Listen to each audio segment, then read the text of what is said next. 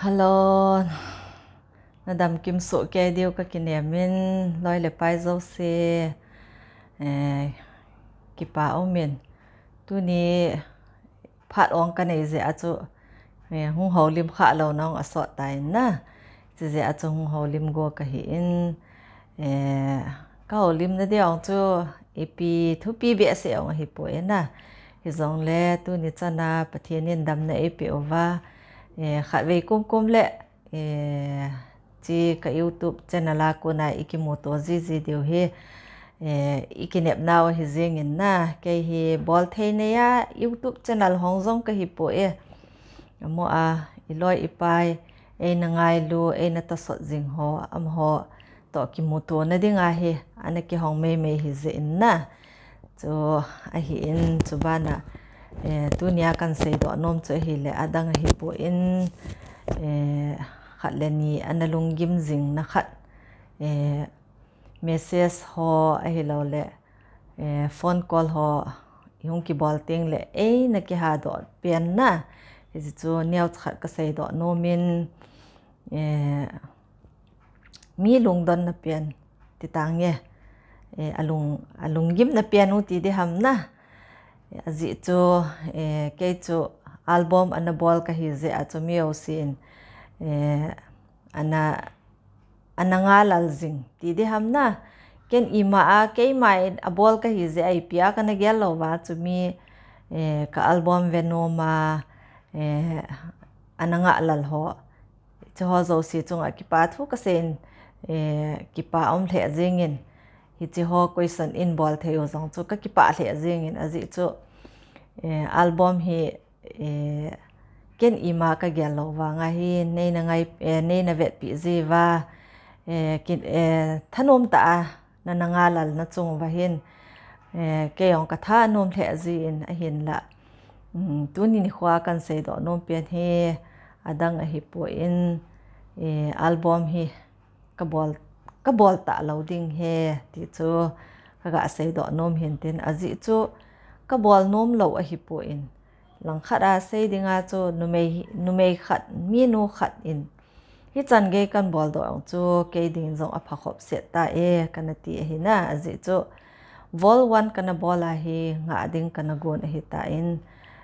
vol 2 hi bol ta loading ti a hi kana ki gon a hin la tunia hi ki pa thumong mong kan sei de he vol 2 bol ta loading a kana na a chun ka in sung mi te ti mai ka tin ka Lhungdim chan khom pi ho na phung kai khat na hi po na Lhungdim chan khom pi ho to sot na noya chun amon na to sot na zalu chun vol 2 hi kan bol do ki ta na bol lo dia ka umwang chun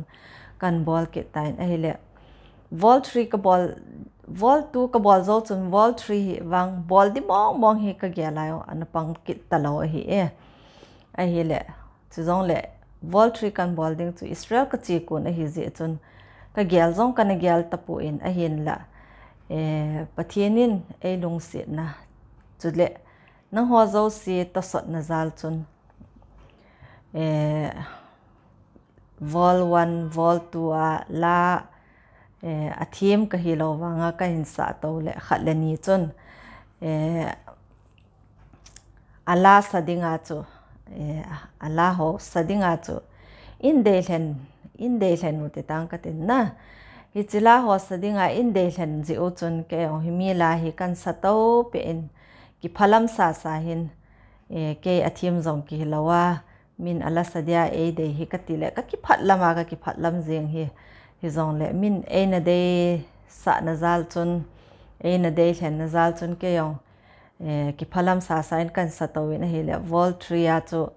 mi la ka sa si chu ama in ala chi chu sponsor an ki bol le vol 3 chu kan bol do kit kha hin na mi lung sit na ka chan na ho ka hin sei go he ki pa thu kan sei go he abana vol 3 ka bol zo chun ke Israel ka chi ta Israel chi ding in ka ta in 2018 chun Israel ka zon ta in vol 3 hi release ka bol chai ya Israel chi ta bang ka hi ze chun a hi le mi zo si lunggela chu ke hin aban wang hi bol ta pon te ti chu min zo ana gel a hi a hin la Israel ka hlun zo chun tua vol for kan bol ding hin hi chi khun mi lung si na ka hung chang ki nit vol for a hin khat leni gama ti tang ka tin hoi lai Israel lange Israela kaloi te ho a hin abana Singapore lang hoi lai kaloi ka pai tam pi chaw zo si chun sponsor in bol kit ule hilanga ko na hi gala ko na hi kan bol kit a kha hi in na vol for cho ai le for a chu nga ding kana ti kit a hi ta aban bana chu ke hin nga ding ti a hi kana ki gel jeng a hin la nga theilawa hi ta chu hin hung ki to pi kha hin ai hele vol for ka bol cha ya hi Israela ka loi ka pai ho sponsor atam the azengin sponsor zo si chunga yong ki pa thu ka hlodin na ka sein chule to a vol 5 pa hi le adi set in 5 ka hin bol do na pian hi kitimele nitin thusu a member ho kaloi ka pai ho ke yong chu ima anahi hi zong leng nitin thusu te staff member khada amhon na la lut kha zi uchun amho ki thopi na amho zo ngai lovin lung si lovin amho ki thopi na zalin zong hi chi chu amhon sponsor ha bol pi le ovin hi chu ho zala chu vol 5 hi ka hin bol do kit hi in achungova ka kipa le zingin sponsor bol zo si pathianin na chung chewa phathei na bo hen lang ne sponsor na sangwa tam zo mu ovin lang pathianin na lampio man pui pi pe ovin tin tuni ni khwa hi hi che album aban bol ta lo dia ka ki gel tha ze achu na chung chewa ki pa thu ka hin se hin chubana ka sei bia nom ki kha chu tua KASEN ANGKOI team lamkaya na pan pi ho kaloi ka pai ho ti mai ka tin ke ta hi zong leng in langa ama ho ana boy sa na boy pi wa a hi di bang ta album phate cha in bol do pi ji ho amin minu vin se zo hi zong leng alam kai di sera cameraman a hi in haupu how keep gibi on pa na ama hin abana arrangera na pang Alex Lun min thang a hi in abana chule adang director he atam thimovin vol 1 achun boygin sing son hi director in kana mangin vol 2 achun ama ana hi kit in vol 2 a hin James Kai to na ki tho hanin vol 3 a hin James Kai bo se in vol 3 a hi James Kai to boygin mama hi ana ki tho hon na la hi le kilomin het hil lo le vol 4 hi James Kai in abonin na bolin vol 5 hi Miriam Lhungdim amai na bol kit a hi in hi ti chun director hoyong hi na lung si le zengovin